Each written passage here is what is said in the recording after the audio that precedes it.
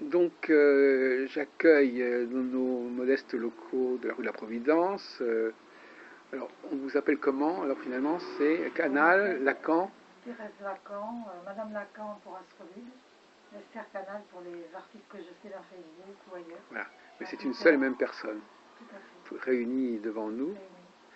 Réunis. Et donc, vous étiez en train de me dire que vous veniez du Sud, vous représentez à Paris, vous êtes l'ambassadrice du Sud, de l'Aveyron à Paris, Du centre de l'Aveyron, du centre de du l'Aveyron. centre agricole de l'Aveyron, Oui. centre rural de l'Aveyron, avec toutes ses coutumes et ses dures lois. Eh oui, vous allez peut-être nous en parler. Et puis vous allez vous glissez maintenant vers le Gard. Et j'ai glissé depuis une douzaine d'années vers le Gard qui est beaucoup plus chaud et chaleureux au sens accueillant du terme. Mais vous venez quand même de temps en temps à Paris. Mais je vis à Paris. Vous vivez à Paris en fait, oui. Je vis à Paris. Et donc vous êtes la fondatrice, je crois, d'une association qui s'appelle Astrolude. Que j'ai fondée début 2012. Oui. Et donc, Et que oui. j'ai commencé à faire tourner, si on peut dire, à la rentrée 2012. Oui. Donc on est à deux, oui, ça fait donc quand même c'est assez jeune. C'est encore un petit bébé. Mais vous attendez beaucoup de choses de ce bébé. C'est un bébé qui me donne beaucoup de satisfaction et mais dont j'attends beaucoup, et notamment une subvention de la ville de Paris, qui ne vient pas. Mais vous avez préparé le dossier. Je vais courir après elle la semaine prochaine. Oui. Et comment vous avez, justement, c'est intéressant, comment est-ce qu'on peut défendre le dossier d'une association astrologique devant la ville de Paris? J'ai demandé, comme c'est une association d'accompagnement, Ah, je fais valoir ces questions d'accompagnement de personnes diverses. Ça peut être une recherche de logement, ça peut être un soin ça c'est médical, intelligent, ça. ça peut être recherche d'emploi. Donc, Vous ne mettez pas l'astrologie au premier plan. c'est pas le premier plan. C'est ça. L'accompagnement est le premier mot, et le deuxième, c'est l'astrologie. Mais moi, je suis assez d'accord avec vous, parce que moi-même, récemment, par exemple, je me suis dit, est-ce qu'on ne pourrait pas plutôt présenter, par exemple, une activité de conseil matrimonial, d'accompagnement du couple, avec l'astrologie comme ça en même temps, mais en évitant de se positionner dès le départ comme astrologue, parce que les gens, à ce moment-là, vous plaquent une certaine demande. Il vaut mieux diversifier le profil. Oui. Tout à fait. Donc, au départ, je me suis inscrite enfin, donc je suis dans Page Jaune, mais je me suis positionnée dans Google comme accompagnement de la personne, sans être vraiment astrologue. Oui, ben oui. Mais ensuite, je me suis rapprochée quand même du fondement qui est l'astrologie, parce que le diagnostic astrologique me permet de poser mes jalons pour la suite. Oui. C'est-à-dire que la personne que j'ai devant moi, je ne la connais pas, j'ignore qui elle est, quelle est l'ampleur de sa requête. Alors quand j'ai posé le jalon du thème de naissance et des transits, je suis plus éclairée. Et là, à partir de là, je me dis, je peux prendre cette personne avec moi dans l'astrologie ou pas. Ah oui, c'est-à-dire que vous ne prenez pas tout le monde. Je n'ai refusé personne à proprement parler, mais il se pourrait que j'ai à le faire. Parce qu'il se pourrait que j'ai effectivement des demandes concernant des personnes très névrosées ou très problématiques et que je ne puisse aider. Absolument. À ce moment-là, il faut les renvoyer vers des acteurs beaucoup plus performants que moi. Mais alors, est-ce que l'astrologie, moi c'est vraiment une question qui me préoccupe, est-ce que l'astrologie que vous appliquez, que vous utilisez, c'est l'astrologie traditionnelle ou est-ce que vous en avez élaboré des outils spécifiques? Alors, j'applique l'astrologie traditionnelle. Vraiment uniquement l'astrologie traditionnelle. Je ne m'occupe pas d'astrologie karmique, donc je suis dans les fondements traditionnels et dans l'astrologie planétaire, essentiellement planétaire. L'astrologie planétaire par opposition à L'astrologie des symboles, oui. symboles tels que les signes, par exemple. Ah oui. Ouais. Vous travaillez sur les cycles essentiellement? Qu'est-ce que c'est pas vraiment les cycles si on veut, mais sur la position et les maisons, sur ce qui est terrestre en fait, oui. sur les cuspides, sur tout ce qui va se vivre sur oui, Terre. d'accord. C'est ça, donc c'est ça, c'est rapport planète-maison plutôt que planète-signe. Tout à fait. Le signe va jouer aussi dans l'expression. le Mars ne sera pas le même s'il est dans le Scorpion, ou s'il est dans le Sagittaire, ou dans le Capricorne. Quand même. Quand même. Oui. Le clavier sera différent. Mais on aura une expression martienne partout, dans une maison donnée. Mais alors, je suppose quand même que vous ne travaillez pas que sur le thème natal, puisque vous travaille, accompagnez, donc il y a un oui, suivi astrologique aussi. Je travaille sur le thème, je travaille sur les transits, donc ça c'est au niveau astrologique. Oui. Ensuite, j'ai des connaissances peut-être rudimentaires pour certains en psychologie, psychanalyse. J'ai fréquenté l'école de Nantes, j'ai fait une année de formation à l'école de Nantes, j'ai rafraîchi un petit peu mes connaissances à travers cette formation d'un an, et je viens d'effectuer une formation de pleine conscience, de méditation pleine conscience, que j'ai fait pendant 2 mois dans un établissement parisien. Donc j'essaie d'élargir toujours mes panels d'ouverture, de réflexion et d'apprentissage dans tous les domaines. Et alors finalement, il y a des gens qui vous repèrent comme ça, alors, qui viennent à vous? Les gens ne me repèrent pas dans les groupes dont je parle. Les gens me repèrent par les pages jaunes, par l'arrondissement, puisque je suis implantée dans le 12e arrondissement. Oui, ça joue quand même, la proximité. Des gens, parfois du 12e arrondissement, oui, des gens apparentés à cet arrondissement. J'ai eu à cœur de suivre, et j'ai toujours à cœur de suivre un homme politique qui ambitionne d'être président d'un pays voisin, et cet homme m'a beaucoup apporté, parce qu'à travers son destin, je voyais aussi le mien. Si lui réussissait, si lui avançait, je me voyais aussi avancer. Cet homme a symbolisé ma progression pendant la première année. Parce qu'à un moment où j'avais des fantaisistes un petit peu dans mon éventail, il était solide. Il croyait vraiment à l'astrologie. Il y croyait depuis très longtemps, j'étais la 3e astrologue qu'il fréquentait.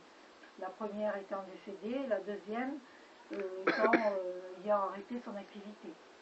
Donc c'était pour moi un gage de sérieux astrologique. Donc vous aviez à terme, l'astrologie serait implantée dans un autre pays que la France. Alors elle n'est pas implantée dans son pays parce qu'il garde secrète cette aide que je lui apporte est totalement secrète. Ah. Il ne la communique à personne, ouais, même pas à sa mère. Donc je n'aurai pas de rayonnement dans son pays. Bon, donc c'est un peu décevant pour vous à ce niveau-là. Ouais. Mais alors finalement, bon, prenons ce cas-là, mais sans être... qu'est-ce que vous... donc quand vous... quel genre d'aide l'astrologie peut apporter à un personnage comme lui, par exemple? Alors lui veut savoir, par exemple, pour 2014, il sait qu'il a un rendez-vous, il savait là qu'il allait avoir un rendez-vous en mars. Et il me demandait... Quand vous dites un rendez-vous, c'est quoi un rendez-vous? Un rendez-vous important avec un ancien Premier ministre. Ah oui, d'accord, c'est pas un rendez-vous astral. Non. D'accord. Donc à ce sujet, il voulait savoir comment étaient les astres, si à ce moment-là, oui, se présentaient bien ou mal pour lui. Ah oui. Alors je lui avais fait un calendrier de l'année 2014 qui s'arrêtait en mai, en lui mettant des plages vertes, des plages rouges, des plages noires. Donc il se trouvait qu'en mars, il avait de bonnes plages, ou en avril, je ne sais plus. En avril, il avait de bonnes plages, mais c'était variable. Hein. Il fallait que ça se fasse à un moment donné, puis après, on versait dans plus de difficultés.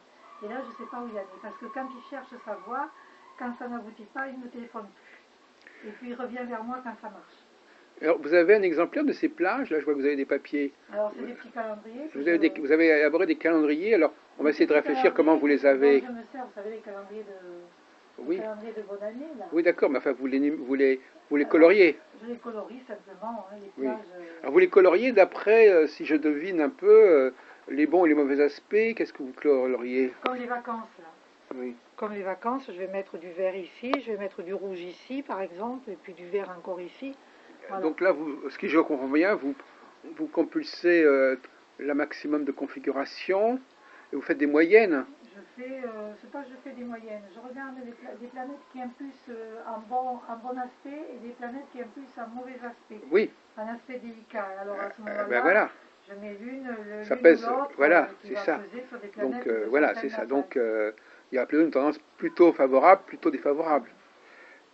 Donc vous quantifiez un petit peu le nombre d'aspects d'après les carrés ou les trigones, les choses comme ça. Enfin, oui. Donc à un moment donné, j'avais mis janvier c'était noir. Enfin janvier c'était noir. C'était pas rouge, mais c'était pas une période très faste. Il a perdu son père le 2 janvier.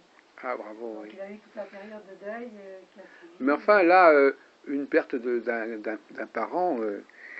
Mais ça joue pour son profil politique. Je pense que la perte de son père, la façon Oui. dont il a aidé son père, Ah oui, je lui ai dit que ça allait jouer pour lui. d'accord. Parce qu'il y a quand même une question qui se pose, Esther, c'est la question de savoir qu'est-ce qu'on peut pas prévoir en astrologie. Il y a beaucoup de choses qu'on ne peut pas prévoir. On ne peut pas prévoir, en fait. Comment faut-il, quel On verbe peut il faut juste employer? avoir la couleur d'événements probables. Et on ne sait pas forcément le type d'événement. Non, pas forcément. Vous allez simplement dire, c'est une période favorable, défavorable. Pourquoi? On ne sait pas très bien. Alors, c'est vrai que, en ce qui me concerne là, moi, puisque j'étudie les miens, parce que les miens, il y en a beaucoup, donc je sais que ce que j'étudie. Ah, vous avez une grande famille? Une grande famille astrologique personnelle, en ce moment. Des transits énormes et nombreux. Ah oui, d'accord. Donc j'arrive à voir effectivement comment ils jouent, comment ils appliquent, sur quelle maison, à quel moment, et pourquoi je me trouve en difficulté. Donc là, vous avez au quand même des contraire, précisions. Comment je suis aidée. Vous avez donc des domaines où vous donc, savez que ça va jouer. Oui. Et donc, je peux faire un transfert de mes propres applications en parallèle des applications. Parce qu'en fait, les transits du moment jouent pour beaucoup de gens. Pour tout le monde, mais à la limite, enfin, sauf que parfois ça l'aspect.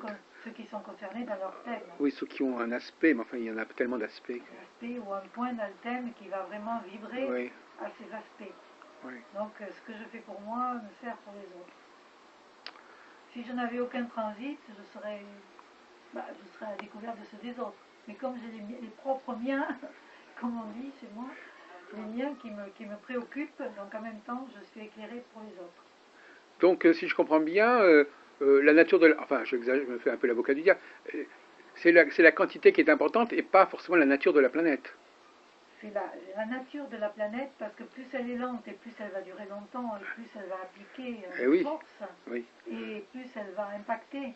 Ça, c'est un problème purement... oui, c'est ça. Hein, oui. Plus ces planètes lentes vont impacter les planètes rapides du thème, plus le transit va, à un moment, colorer l'ambiance, en négatif ou en positif. Et donc ça, vous allez pondérer différemment selon que c'est une planète rapide ou lente? Alors, je vais m'occuper principalement des lentes. Parce que lentes, ça commence à Jupiter, ça commence à Mars? Les lentes, pour moi, elles commencent, enfin, je vais commencer par la fin. Je m'occupe surtout de Pluton, Neptune, Uranus, Saturne, après moins Saturne, moins Jupiter. D'accord. Mais je suis polarisée sur Pluton, Neptune, Uranus. Oui, donc ça fait quand même moins de choses à considérer. Alors là-dessus, rien que ces trois-là, hein, pour ce qui concerne mon propre thème, jouent à fond. Oui. Donc 2 en négatif, 1 en positif. Actuellement, mais sur plusieurs points du thème. Oui, bah oui, puisque oui, ça peut, c'est souvent comment si le système a lui-même des aspects, un transit sur un point va aspecter les autres points. Donc comme je me suis moi-même, déjà je peux moins prendre le consultant. J'ai déjà moi-même à gérer ma mère qui est un élément de la famille que j'accompagne. Donc comme j'accompagne ma mère qui demande beaucoup de déplacements, de réactivité dans le milieu médical, dans le milieu des maisons de retraite, etc., je peux difficilement prendre beaucoup de postulants en ce moment. Oui. Je les prends entre deux. Et vous voyez les choses s'arranger par la suite. Alors, pour vous? Pour moi, je les vois très dures en ce moment, mais j'ai espoir. Oui. J'ai espoir, parce que j'ai une planète qui est favorable et qui joue sur une de mes planètes natales importantes, un luminaire. J'ai 2 luminaires qui sont impactés. Donc, c'est quand même assez... Mais alors, est-ce que vous rencontrez parfois des gens qui vous expriment leurs doutes sur l'astrologie, qui vous posent des questions, pourquoi ceci, pourquoi cela? Absolument. Par exemple, là, par exemple, on va dire Pluton, par exemple, qui va aspecter tel point de votre thème natal, 40 ans ou 50 ans après, on se dit, alors, c'est presque mathématique, est-ce qu'on est des machines comme ça qui réagissent, ce sont des mécanismes d'horlogerie? On est un peu ça, on est un peu des machines qui réagissent à l'horlogerie. Parce qu'il faut supposer ça, les astrologues parfois ils ne se rendent pas compte, mais quand ils disent, telle planète passe sur votre natal, ça veut dire quand même que c'est très très pointu et que nous-mêmes nous avons aussi une structure interne très pointue et qui reste en place. C'est la perception de chacun qui varie. Ouais. La perception, la relativisation des choses qui arrivent par rapport à l'individu effectivement qui les vit. Certains auront une tournure philosophique d'acceptation et d'autres auront une position de révolte ou n'accompagneront pas le mouvement. Voilà. Et sinon, on est vraiment des montres qui sont programmées. Ben, c'est assez courageux de votre part de le dire parce que souvent ça n'est pas dit comme ça. Donc vous pensez qu'à la limite on est des êtres un peu biotechniques, ou enfin on est un mélange de vivants et de machines, enfin. On est, je vous avais parlé de mon beau-père, enfin vous avez écrit un mot, il est décédé donc, cette année. C'était un astrologue karmique, donc il disait toujours, bon il y a tout ça qui se passe, mais on a notre libre arbitre. Il disait toujours, on a le libre arbitre, on a le libre arbitre. Ben, je dis non, on n'a pas de libre arbitre. On n'a pas de libre arbitre. Ça dépend de ce qu'on appelle le libre arbitre. On est le jouet, on est le jouet. Oui, mais ça ne joue pas dans tous les domaines, à tous les niveaux. On est là, c'est vrai qu'on progresse, on travaille. Chacun travaille à son rythme, ça d'accord. Il y en a qui ne travaillent pas, il y en a qui travaillent, il y en a qui travaillent à leur rythme. Mais quand les événements arrivent, on est le jeu des événements. Et suivant ce qu'on a construit ou pas construit, effectivement, on est solide ou pas solide, mais on est le jeu quand même. Alors, mais vous dites que vous n'êtes pas karmique. Ah, pas du tout. Et donc ces événements, ils sont là pourquoi? Est-ce que c'est simplement le hasard, ou est-ce qu'il y a une raison? Est-ce que c'est parce que ça a été déterminé comme ça, comme ça a été programmé comme ça? Est-ce que c'est l'issue d'un programme qui remonte à effectivement bien avant qu'on soit là, mais c'est tout un programme qui est là et que nous subissons. Y voir un destin karmique, des renaissances, des vies successives, non. Je m'insurge contre les vies successives, je trouve qu'on a assez d'une vie. Assez d'une vie, elle est assez difficile pour ne pas en vouloir d'autres. Mais c'est un mouvement naturel. Ça, c'est de l'ordre de la nature, mais une nature un petit peu mécanique. C'est le grand horloger, c'est le grand architecte. C'est ça. J'ai le sentiment de ça. J'ai fait des rêves, là, il n'y a pas très longtemps, des rêves d'architecture. Tout était infiniment bien programmé. Tout était d'une précision aboutie. Mais l'horloge était là, elle avait tout positionné. Ce qui est un peu gênant, si vous voulez, c'est que quand on pense à une personne, ça va, mais si on imagine que chaque personne vit les choses à des moments différents, avec des transits à des moments différents, ça fait quand même beaucoup d'équations à résoudre, des milliards de personnes en fin de compte. Les messages qui m'étaient passés dans ces rêves, c'était que vraiment c'était une programmation absolument magistrale. Oui.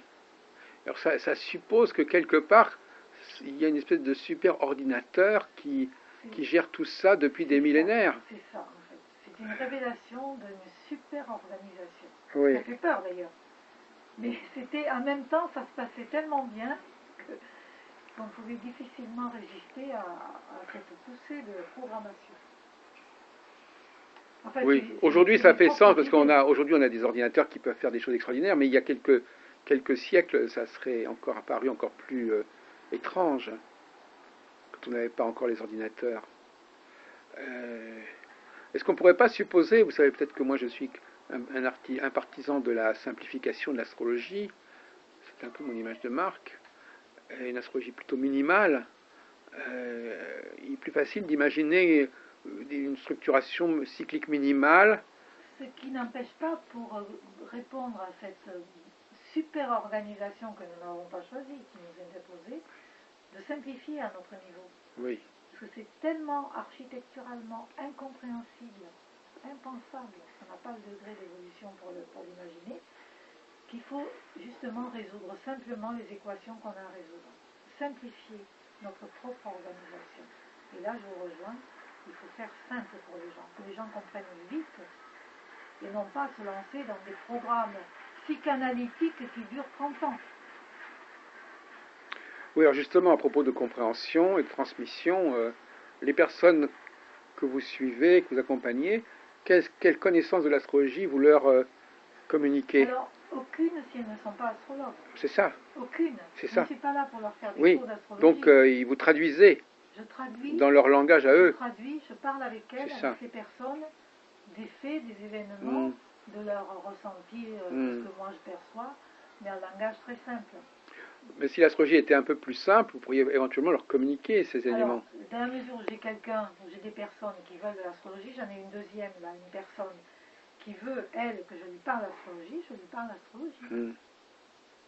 Mais ça passe par une formation. Ça passe par, là j'en suis à sa troisième consultation, la troisième consultation, elle veut que je lui parle de son voisin. Bon, elle me dit, vous me parlerez de mon voisin. Alors elle connaît son jour de naissance, son lieu, et donc samedi je vais lui parler de son voisin, à la manière astrologique. Elle s'y intéresse à son voisin. Elle s'intéresse à son voisin. Apparemment il la poursuit, il la persécute. Oui. Donc elle voudrait comprendre comment... Alors vous allez quoi? Vous allez étudier les relations entre Alors, les deux thèmes. Là aussi on retombe dans un truc mathématique assez compliqué. Planter le thème du voisin, bon le thème, pas le thème, mais disons l'horoscope du voisin, l'horoscope du jour, voir un petit peu si je vois des tendances, quelque chose en lui, ce que je peux traduire en psychologie, en psychanalyse, voir si je vois quelque chose. Si je vois rien, je vois rien. Et puis essayer de voir ce qui, par rapport à elle, effectivement, peut faire mouche. Donc là encore, le voisin qui a son soleil à tel endroit peut faire un carré, une opposition à ça, je sais pas quoi, qui fera un autre. Donc là encore, on a quelque chose de très mathématique. Deux thèmes, deux personnes qui sont nées il y a X nombre d'années et dont on va comparer, relier les planètes, les configurations de l'un et de l'autre. Ça, c'est encore très mathématique. Elle devrait m'aider parce que je pourrais partir sur une histoire de soleil avec la lune ou Mercure, et puis rester 2 heures dessus, bon, ça n'est pas le but. En tout cas, elle vous voit. Elle peut me guider. Elle vous voit avec les thèmes sous les yeux, elle les voit. Mais elle ne me voit pas parce que c'est au téléphone. Ah oui, ça se fait au téléphone. Ça, beaucoup se font au téléphone. Ah, vous ne rencontrez pas les gens. Les gens, si je les rencontre quand ils veulent me rencontrer, mais au bout de plusieurs fois au téléphone. Ah oui, d'accord. Ouais. Par exemple, l'homme politique, je l'ai rencontré au bout d'1 an. Quand même, oui. Ouais.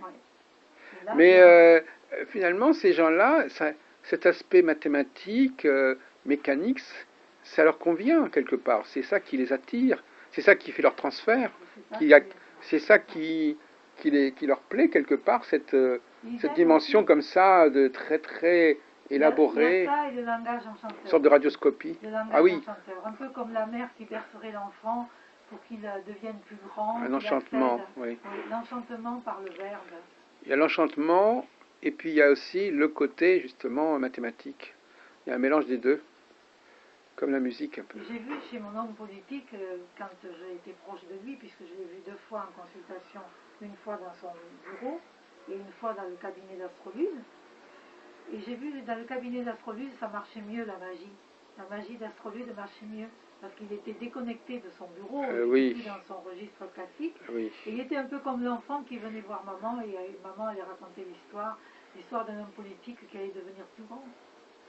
Oui, c'est ça, c'est un côté un petit peu régressif par certains côtés, oui, effectivement.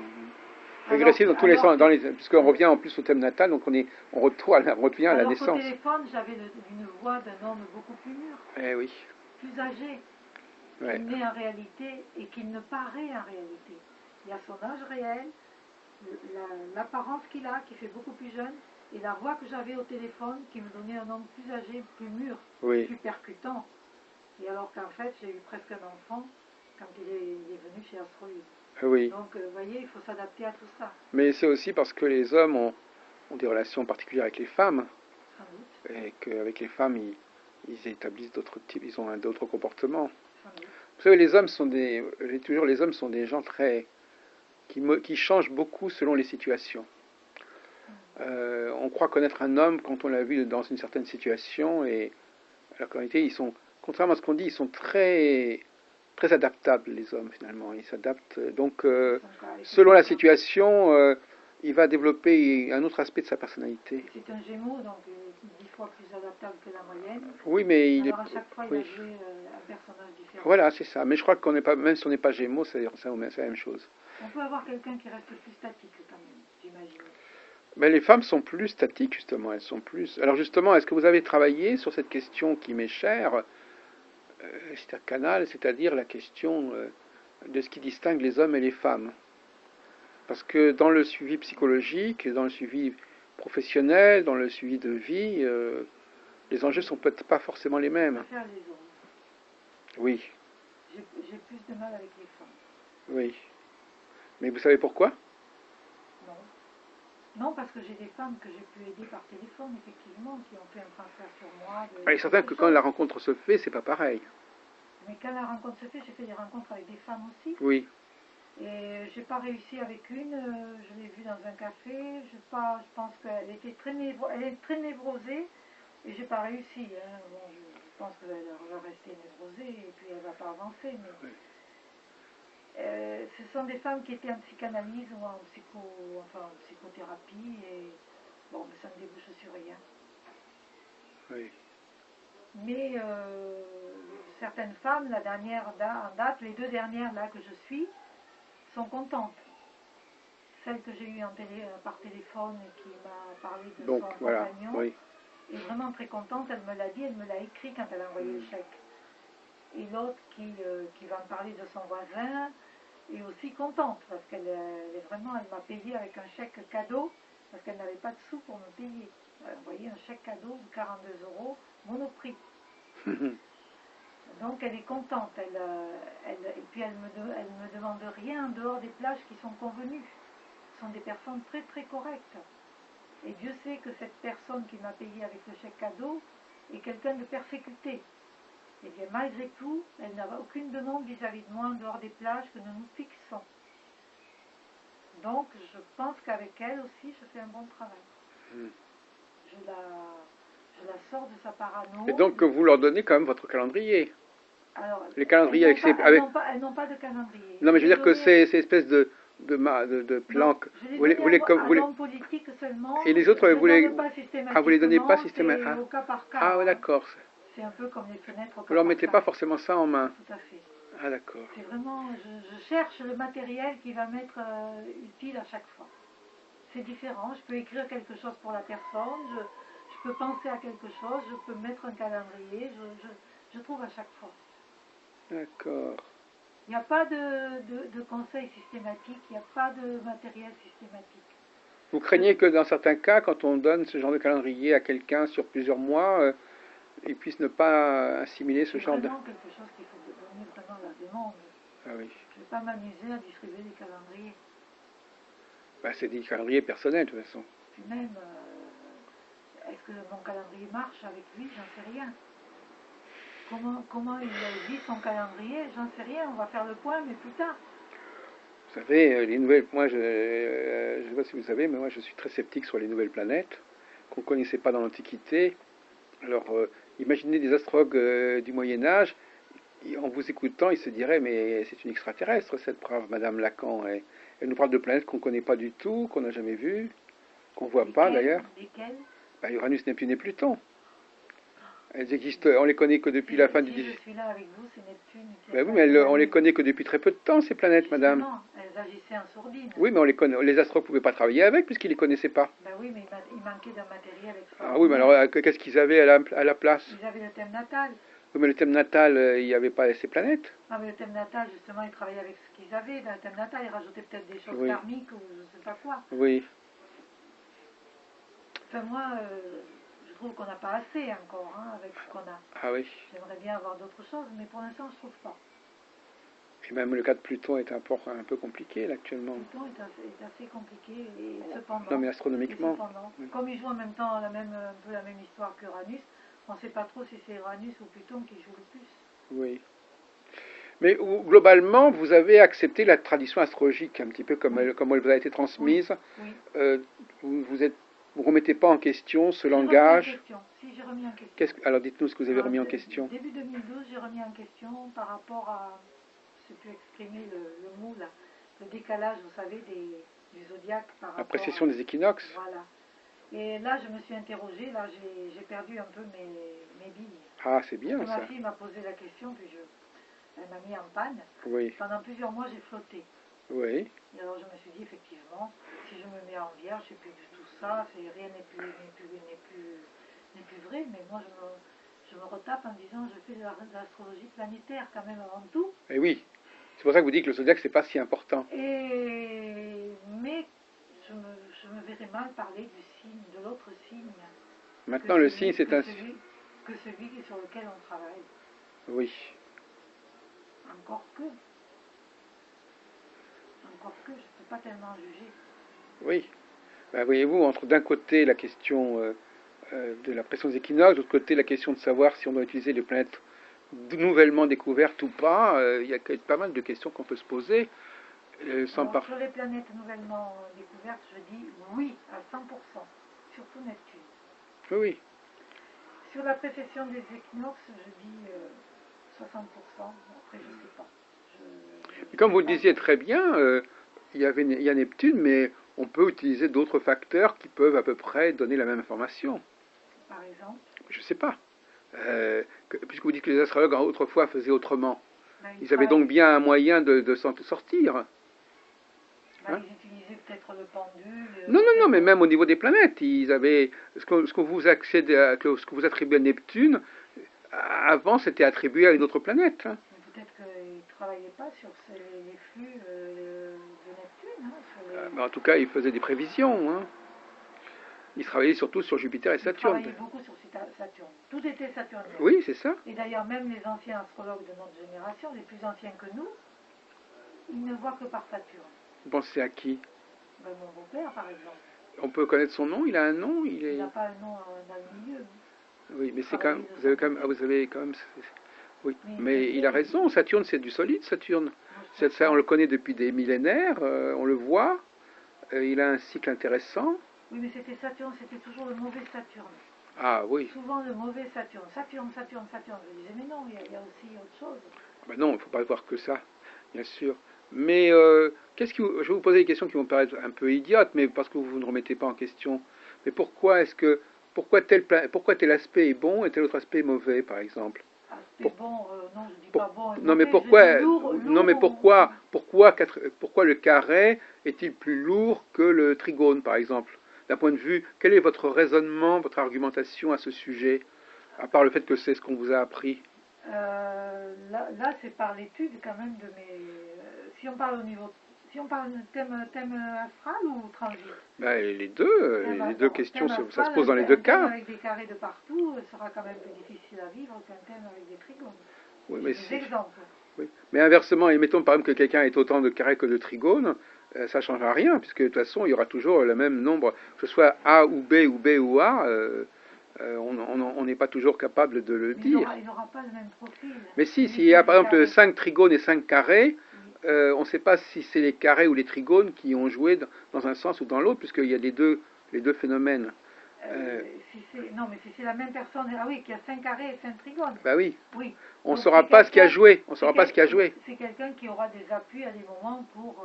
Oui, mais on ne saura pas si l'élément bon est le trigone ou l'élément mauvais est le carré. Non, mais disons qu'il aura des portes de sortie. Oui. Il aura des portes de sortie. Donc il s'en sortira, quelle que soit la difficulté, il s'en sortira. Tandis que celui qui a des carrés, il aura du mal à s'en sortir. Oui. Mais ça, je ne vous avais pas répondu à ma question. Pourquoi c'est comme ça? Pourquoi ce malheureux carré serait-il porteur d'éléments difficiles? Le 4, les relations entre les signes cardinaux, par exemple les signes cardinaux sont en carré entre eux, les signes fixes entre eux, ils ont des points communs entre eux. Moi j'ai beaucoup de mal, c'est réverse. Et puis le trigone, c'est des relations entre des signes qui sont très différents. Souvent, le trigone ne se sent pas. Oui, ça coule tellement que la personne ne sent rien. Oui, bien sûr, oui. Elle perçoit la difficulté, donc les carrés, elle ne perçoit pas les trigones. Oui. C'est un peu la différence au niveau du perçu. Mais ça, c'est vraiment un formatage. Hein. Ah bon? Ben oui. Vous dites ça, vous racontez ça comme une leçon apprise. J'ai un thème de carré, donc je sais. Oui, non, mais d'accord, mais malgré tout, un cas, bon, d'accord. Mais enfin, c'est ça le problème avec Didier Gélin, il est un peu comme ça aussi. Hein, il récite sa leçon. Ah non, mais je ne récite pas ma leçon, c'est sur le vécu. Didier Gélin n'a pas de carré, justement. Ah oui, d'accord. Et qu'est-ce que vous pensez des planètes bien placées en signe? Vous avez laissé tomber ça ou c'est important? Les planètes bien placées. Domicile, exalté, tout bien, ça, bien, en exil, en échute. Ça aussi, c'est important. Quand elles sont en chute, bon, c'est moins bien, effectivement, c'est moins confortable.